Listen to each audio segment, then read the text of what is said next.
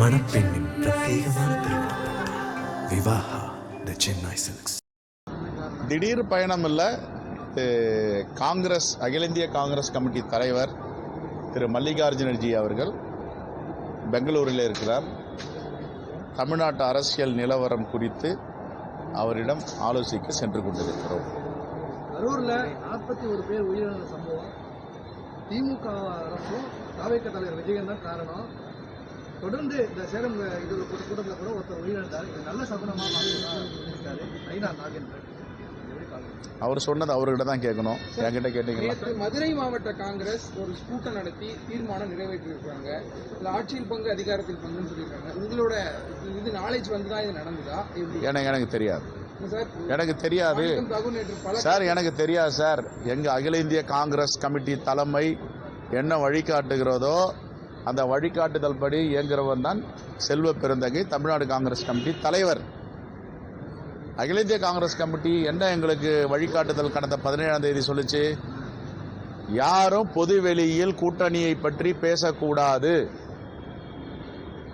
கிளியரா ராகுல் காந்தி அவர்கள் சொல்லியிருக்கிறார், மல்லிகார்ஜுன கார்கே அவர்கள் சொல்லியிருக்கிறார், வேணுகோபால் அவர்கள் சொல்லியிருக்கார்.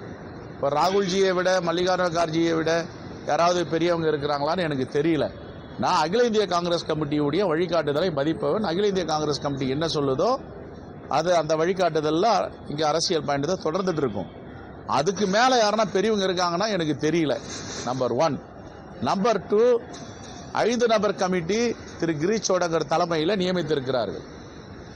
அந்த கமிட்டி பேச்சுவார்த்தை நடந்து கொண்டு இருக்கிறது.